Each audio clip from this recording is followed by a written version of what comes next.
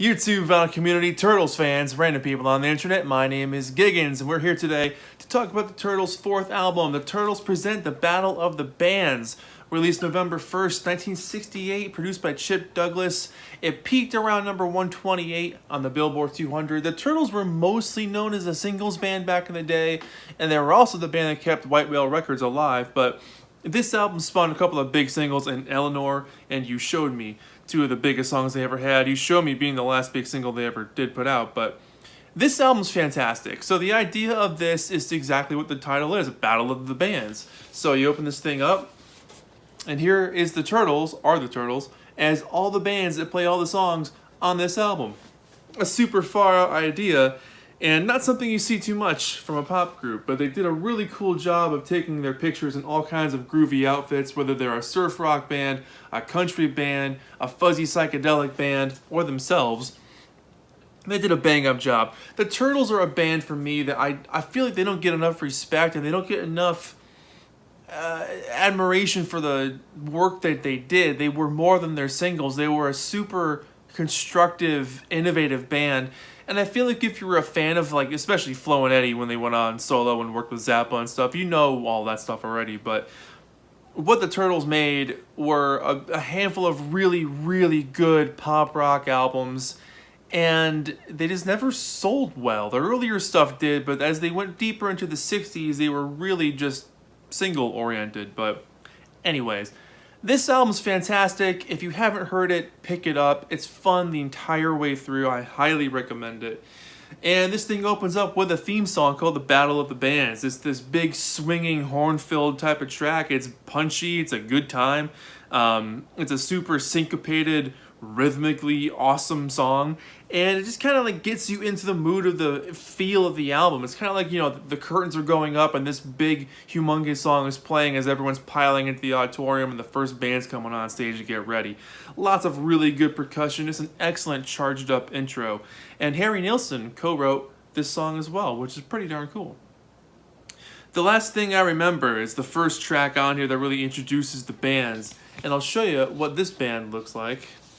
It's the Atomic Enchilada. That's these guys right here. Looking pretty groovy, but man, this song is so good. It's a real trippy, spacey, fuzzed out feeling. They really capture that dreamy essence so well. Excellent harmonies. There's really bonkers kind of moments thrown in with some really springy sounds. The great sound effects on that song, but I love how atmospheric it is. It's psychedelic, but it's pop, and there's a harpsichord. They do an excellent job of creating that hippie, groovy, far-out sound of the era. And then you get Eleanor, which is one of the most joyous, expressive songs they ever recorded, and it was done as a joke. The label was like, hey, we want another Happy Together, and so they went off and basically wrote Happy Together backwards.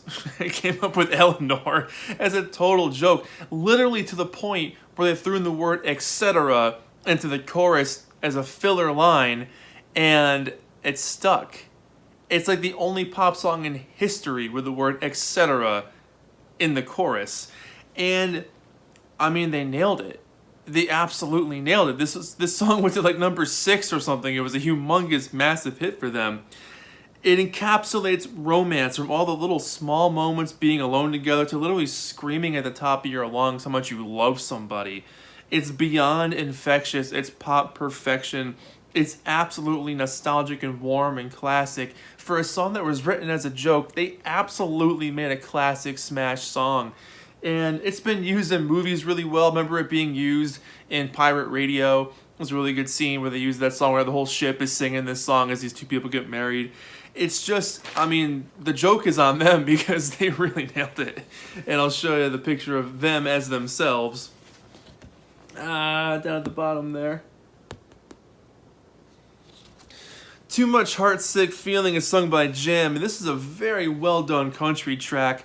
You'd never know it was them. I mean, they absolutely encapsulate country. That deep lead vocal, the rollicking background, the laughing, the dancing piano, everything about it just screams they've done this forever, which is hilarious because it just shows their talent. It's so well performed, and the harmonies are exceptional. Very well done harmonies. Oh Daddy, this one for me sounds like the Lovin' Spoonful, and that rubbery riff is so cool on this thing. The verses allow for a really good swinging chorus to stand out, and I love the drum work on it. It's got a kind of a ragtime middle section, which I think is also fascinating, but I'm just going to show you every single band because this is the Quad City Ramblers. Right there. Up next, we got the LA Bust 66 doing Buzzsaw. And this funky R&B jammer has such a really good fuzz bass taking front and center on this thing. It's a real slow burner groover, and the heavy vocal effect is a little spooky, and it adds to that densely layered production. They nail it again. They get those awesome organ solos. They just knew how to make a hell of a good pop rock song, which leads to Surfer Dan. And, you know, little known fact, these guys started as a surf band. So when they sing like Jan and Dean, they sound exactly like Jan and Dean. The hot rod rips up the track before they sound exactly like every surf band you can think of. They were called the Crossfires back in the day. And it's so cool to hear them crash through a song like this because you can tell that it had been a few years since they sounded like this, but they'd had all those years of building up and learning how to, you know, new tricks up your sleeve, if you will, to add to that canon of work that they would have done in the earlier 60s, to use that framework and then add the surf rock to it, it just shows another expert level of what they can do. They nail it. I mean, Dick Dale must have loved this thing. Up next, we have Chief Wanalia and his Royal Macadamia Nuts. Some groovy looking guys here. And I really love the percussion on this one. This whole song is all about percussion. There's so many drums and drum-like instruments and the catchy vocal refrains sprinkled on top. I'm a sucker for the feel on this one because I'm a drummer. And hearing those drums and the rhythm of being able to sing just on top of the drums and the feel of the whole song, awesome. Love it. Then you get You Showed Me, which is a fantastic song that was originally supposed to be faster, but Chip Douglas played a version of it to them that was a little bit slower, and they fell in love with it. And this was their last big hit single, like I said, but the dreamy vocal harmonies, they just breeze around the room on this track. Sweeping strings, synths, and a head-bobbing tempo that really show you that it was destined for a top 10 status. It's an incredible performance and just way ahead of its time. For me, a song like this sounds like it would have come out in the early 70s, but you know, they really made something special with this one. And it has a bit of that syrupy, nostalgic magic that Eleanor has, but in a much more calmer, chiller way. It's almost like if Eleanor was like the build-up to going out and having dinner and spending time with somebody. You Showed Me is that kind of like quiet, reflective moment at the end of the night where you're kind of thinking about things and realizing just how special someone can be. It's a really, really cool song. Food. This song is hilarious, and the amount of energy they threw into it is just fantastic, and the brownie recipe, wink wink, is great. They were so inventive and so unlike any other band, and I love the barbershop vocal, the slower tempo that comes in at one point. It's a hell of a song. These guys, for me, remind me of the Lovin' Spoonful, because the Spoonful always had one or two little elements of humor in what they were doing as well, which I think keeps you grounded. And then you get Chicken Little was right. Super rocking bluegrass, like if a big banjo ate a pop brownie. It's kind of like that. They go places where most bluegrass never would, kind of like a song the Byrds would have done. I love the banjo work on this thing, and the brushes on the drums are great, nice dreamy vocals. Really digging this one. And the album ends with a really great track called Earth Anthem, sung by All. And I'll show you the picture of the globe here so you can get the point that we're all singing this one. It was done by candlelight at 3 a.m. And this one was meant to be sort of a Simon and Garfunkel type song, but again, if they were trying to be ironic, again, the joke was on them because they made an absolute beautiful song out of it. It's calm and reflective and a really nice way to end the album, but really nice acoustic guitars, a distant horn here and there, heavily echoed vocals.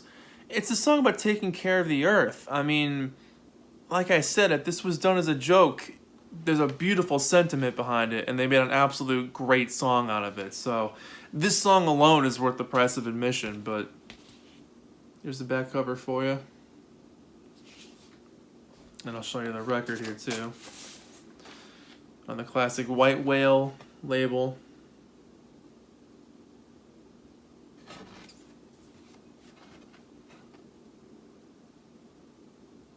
So yeah, I love this album. I'm a huge Turtles fan anyway, but this album for me really kind of demonstrates their talents where they didn't have to be one thing. And this was the era of Sgt. Pepper, Satanic Majesty's Request. The whole thing was changing, and the Turtles wanted to add their little 2 cents to it as well. But they went somewhere completely where no one else had gone before. Whereas like with Sgt. Pepper, there's one sort of psychedelic theme that runs throughout the songs for the most part. And Satanic Majesty's Request, kind of like that too. The Turtles went one step further and became a whole different band for every song. Not just the entire album as one band. Every song was a different band.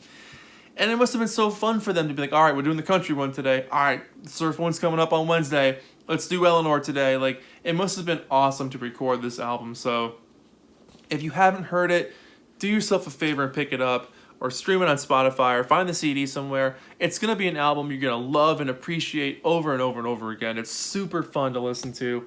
And for me, easily a 9 out of 10. I think it's an absolute classic. And if you haven't heard it, it's going to be one of those albums that sticks with you. So 9 out of 10 for the Turtles. My name is Giggens. This has been the Turtles Present the Battle of the Bands, one of the best albums of the 1960s, hands down. Thank you so much for watching. I'll see you in the next video. Bye.